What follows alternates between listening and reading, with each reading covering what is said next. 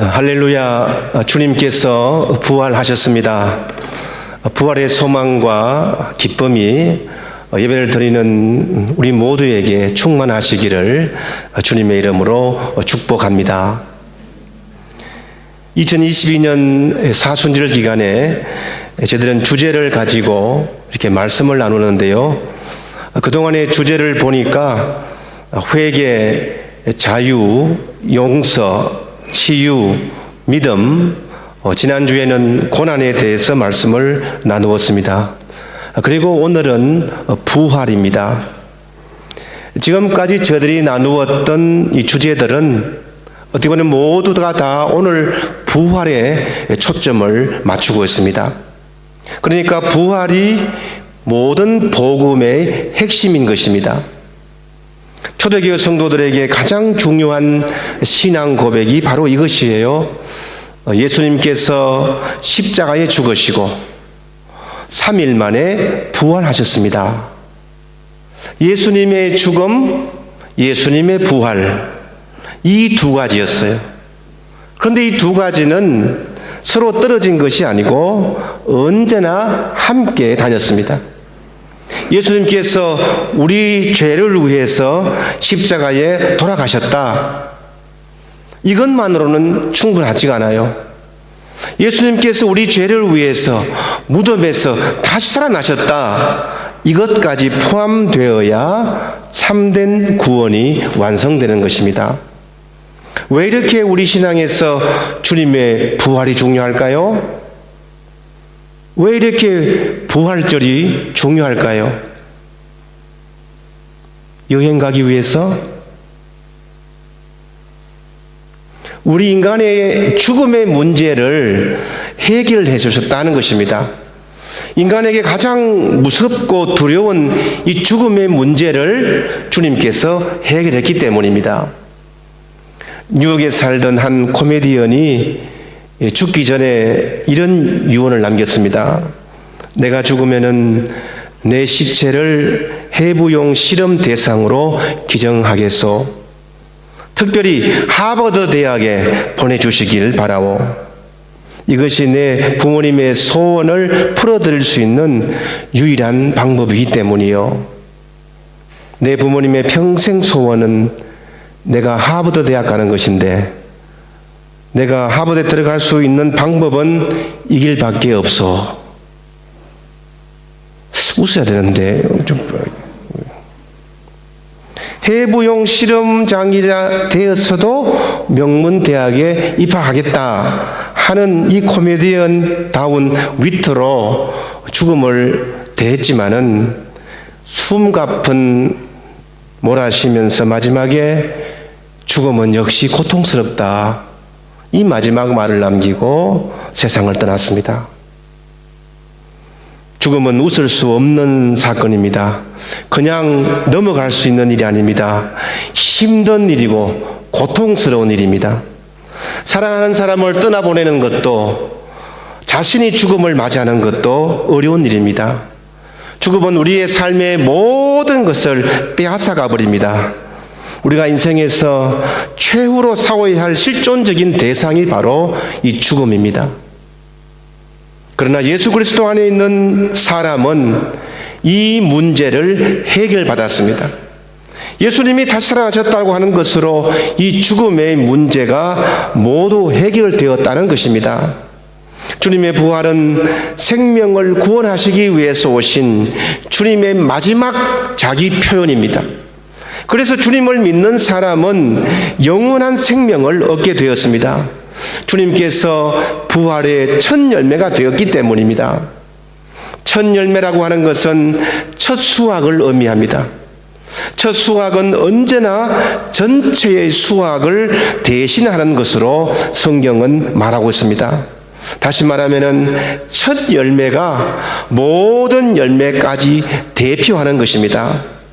이런 관점에서 예수님의 부활이 첫 열매가 되셨다고 하는 것은 예수님의 부활이 곧 나의 부활을 대표한 것이라는 겁니다. 그러므로 주님께 믿음으로 붙어 있다면은 그 부활이 나의 부활이 되고 나의 생명이 되는 것입니다. 오늘 본문에서 예수님은 믿는 자에게는 죽지 않고 다만 잠잔다라고 했습니다. 나사로가 죽었다라고 하지 않고 나사로가 잠들었다라고 말합니다. 그래서 내가 그를 깨우러 가노라라고 그 앞절에서 말씀합니다. 주님께서 보시기는 나사로는 죽은 사람이 아니에요. 사람들이 보면은 죽은 사람입니다. 그러나 주님은 다르게 보았습니다. 이 말씀은 주님만이 오직 생명의 근원이심을 보여주고 있다는 것입니다. 이 사실을 마르다에게 분명하게 말씀합니다. 23절에서 내 오라비가 다시 살아나리라. 그때 마르다가 이렇게 대답하지요. 24절에서 마지막 날 부활에는 다시 살 줄을 내가 아나이다. 마르다는 마지막 날에 우리 모두가 부활한다, 그 신앙을 가지고 있습니다. 무엇입니까? 우리가 죽고 나면 마지막 날에 부활하는 것은 믿고 있지만 지금 부활을 믿는 것은 제가 조금 힘드는데요, 지금 부활을 믿는 것은 조금 그렇습니다, 주님, 이 말이에요. 그때 예수님께서 하신 말씀이 바로 오늘 본문 말씀입니다. 25절 26절 말씀인데요, 나는 부활이요 생명이니 나를 믿는 자는 죽어도 살고, 그렇죠? 죽어도 살고, 또 보세요, 살아서 나를 믿는 사람은 영원히 죽지 않을 것이다. 이것을 내가 믿느냐? 이것을 내가 믿느냐? 주님을 믿고 죽은 사람은 물론 살아나겠지만 지금 살았어도 나를 믿는 사람에게도 영생이 보장되어 있다. 그러면서 지금 현재의 부활을 믿느냐라고 질문합니다. 나는 부활이요 생명이니, 이 말은 항상 현재, I am the resurrection and the life. 지금 현재입니다. 역사의 종말에 나타날 그런 부활만을 말씀하잖아요. 누구라도, 어떤 사람이라도 지금 예수를 믿기만 하면 즉시 경험하게 되는 지금 이 시간의 생명으로서의 부활을 말씀하고 있는 것. 그러므로 예수 그리스도를 믿고 주로 고백하는 우리 모두는 이미 부활을 경험한 사람입니다. 지금 가만히 생각해 보세요. 우리의 삶 자체가, 이 자체가 부활이 아닙니까? 우리는 매일 부활합니다. 어제도 죽었다가 오늘 또 부활했어요. 잠에서 깨어나는 것 부활입니다. 하룻밤 사이에 주무시다가 아침에 돌아가시는 분이 얼마나 많은지 모릅니다. 그래서 밤새 안녕하셨습니까? 이렇게 우리가 인사하지 않습니까? 우리는 날마다 죽었다가 다시 살아나는 사람들입니다. 어제 죽었다가 오늘 살아났습니다. 하루하루가 나에게는 새로운 날이요 부활의 날입니다. 날마다 새로워요. 그래서 이 새날이 늘 감사한 것이고 이 새날을 주신 하나님께 우리가 기쁜 것이죠. 부활절에는 이 부활의 신앙을 우리가 분명히 해야 합니다. 부활 신앙이 없으면은 모든 것이 무너져요. 사도 바울이 말했지 않습니까? 만약 부활이 없다면 우리가 전하는 복음도, 십자가도, 우리가 믿는 믿음도, 사랑도, 전도도 모두가 다 헛것이 되고 맙니다. 그러면 정말 우리들은 이 세상에서 가장 불쌍한 사람이 되고 만다고 그랬습니다. 때때로 우리의 삶에 힘들 때가 있습니다. 그러나 우리 성도들은 이 세상에서 살아야 할 분명한 이유가 있습니다. 우리는 산 사람이기 때문입니다. 죽음도 두렵지 않은 새로운 생명을 가졌기 때문입니다. 저희들이 이 세상을 떠난다고 해도 두렵지가 않아요. 우리의 몸이 부활해서 마지막 하나님의 심판대 앞에서 상급을 받고 영원한 천국에서 살아갈 소망이 있기 때문입니다. 천정은 자매라는 분이 있습니다. 이 자매가 간증을 했는데 부활절에 특별히 은혜가 되는 그런 간증입니다. 천정은 자매. 이분은 약 10년 전에 암 말기 판정을 받았고 현재 90여 차례 항암 치료를 받고 있는 현재도 암 환자입니다. 전정은 자매는 종교하고는 전혀 관계없는 그런 집안에서 자라났습니다. 다만 자신은 굉장히 성취욕이 강했고 그리고 목표지향적인 삶을 살았습니다.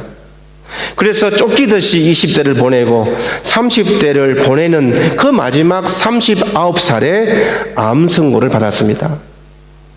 항암 치료를 받으면서 다른 환자보다도 더 힘들었다고 해요. 주사의 쇼크도 경험했고 구토를 하면서 이런 생각을 했다고 합니다. 이럴 바에야 차라리 죽는 것이 낫지 않을까. 세상에 태어나서 처음으로 죽음에 대해서 고민을 했다는 거예요. 죽음에 대한 고민을 하다 보니까 혹시 내가 지옥에 가지 않을까, 자신이 지옥에 있진 않은가, 이런 고민에 쌓이게 되었습니다. 그때 자신을 전도했던 한 지인을 통해서 교회에 출석을 했는데 무슨 믿음이 생겨서 교회에 출석한 것이 아니고 정말 지옥이 있는지 없는지 그것을 좀 확인하고 싶어서 그 교회를 가게 되었습니다. 그런데 교회 버스를 타고 이제 교회를 가던 날에 버스 안에 있는 작은 소책자, 전도용 소책자를 보게 되었고 거기에 로마서 1장 28절 말씀이 소개되었어요. 사람들이 하나님을 멀리하여서 죄인이 되었다. 사람들이 하나님을 멀리하면서 죄인이 되었다. 이런 구절인데 내 이야기인데 이거는 왜 내 이야기가 기독교인의 책에 서 있지? 이런 궁금증을 가졌다고 그래요. 아하, 그래서 이 지옥을 알려면 지옥을 알 것이 아니라 하나님을 빼놓고는 알 수가 없겠구나. 하나님을 알아야 되겠구나 라는 생각이 들었고 그 다음 구절을 보니까 사도행전 17장 31절 말씀인데요. 하나님께서 예수 그리스도를 살려주셨고 하나님께서 모든 사람에게 믿을 만한 증거를 주셨다. 이 말씀이 이제 확 다가오는 거예요. 이 두 구절의 내용을 자신의 말씀으로 받아들였습니다. 그리고 깨닫게 되면서 하나님을 마음에 두기 싫어하는 죄를 지은 나에게 하나님께서 친히 증거를 주셨는데 그분이 다름 아닌 예수 그리스도시고 하나님께서 이 예수님을 죽음에서 부활시킨 것이 하나님께서 나에게 주신 증거구나. 이것을 깨닫게 되었다는 거예요. 이 말씀이 자신의 말씀으로 확 다가왔습니다. 인생에서 고민했던 문제들이 한꺼번에 사라지게 되었습니다. 그렇게 기쁠 수가 없었어요. 자매님 간증하는 가운데 이런 말을 해요. 제가 이렇게 간증하는 것은 예수님을 만나서 암이 고쳐졌다라고 하는 그런 이야기를 하고자 하는 것이 아닙니다. 저는 여전히 암 환자고 사실 암이 더 악화되고 있습니다. 암이 재발해서 지금은 기도, 임파질, 폐, 양쪽 골반부터 경추까지 암이 모두가 다 퍼져 있는 상태입니다. 제가 이렇게 간증하는 것은 예수님을 알기 전에는 죽음이 두렵고 공포였지만은 이제 예수님을 만난 다음에 이 죽음은 하나님께서 나를 부르시는 날로 그리고 영원한 생명으로 다시 살아갈 시간으로 깨닫게 되었다는 것입니다. 그리고 이런 믿음이 생긴 것은 오직 예수님께서 부활하셨기 때문입니다. 이렇게 간증을 했습니다. 겨우 10년 차 그리스도인이었지만은 부활신앙이 분명했습니다. 그녀가 마지막으로 권면합니다. 그리스도인은 분명한 부활신앙을 가져야 합니다. 주님께서 부활하셨다고 하는 이 의미는 주님이 지금 또 생생하게 라이브로 살아계신다는 것이고 이것을 우리가 분명히 믿어야 합니다. 사랑하는 여러분, 주님이 부활하셨다고 하는 것은 저희들이 예수를 생방으로 믿어야 한다는 것입니다. 제방으로 믿어서는 안 돼요. 드라마는 본방사수하면서 신앙은 재방송 시청을 하면 되겠느냐 하는 거예요. 라이브로 생생하게 이 땅을 부활신앙으로 살아가야 합니다. 오늘 말씀에서 저희들이 질문합니다. 주님께서 질문합니다. 나는 부활이요 생명이니 나를 믿는 자는 죽어도 살겠고 무릇 살아서 나를 믿는 자는 영원히 죽지 아니하리니 이것을 내가 믿느냐? 여러분은 어떻게 대답하시겠습니까? 주님의 부활이 나의 부활이 되어야 합니다. 부활절이 나의 부활절이 되어야 합니다. 그러면 힘이 솟아요. 부활은 소망이기 때문입니다. 부활은 희망이기 때문입니다. 주님이 더 이상 무덤에 있지 않습니다. 무덤에 그 침울한 차가운 땅 속에 그 속에서 땅 위로 올라오셨습니다. 부활은 어려운 삶을 이끌어내는 희망이요 생명을 주는 힘입니다. 땅 속에서 땅 위로 올라가는 힘, 어둠에서 빛으로 올라오는 힘, 관 속에서 관 밖으로 뛰쳐나오는 힘이 있습니다. 부활절을 맞이하여서 우리 모두가 이 부활의 신앙 위에 굳건하게 서 있기를 바랍니다. 부활의 믿음이 과거 일이 아니고 지금도 내 삶에서 생생하게 드러나는 역동적인 일이 될 수 있기 바랍니다. 부활의 신앙으로 살아가는 우리 모두에게 우리의 삶의 부활의 소망과 기쁨으로 찾아오시는 하나님의 놀라우신 은혜가 우리 모든 가정에, 직장에, 우리 자녀들의 삶에 풍성하게 차고 넘치기를 주님의 이름으로 축원합니다. 아멘. 기도하겠습니다.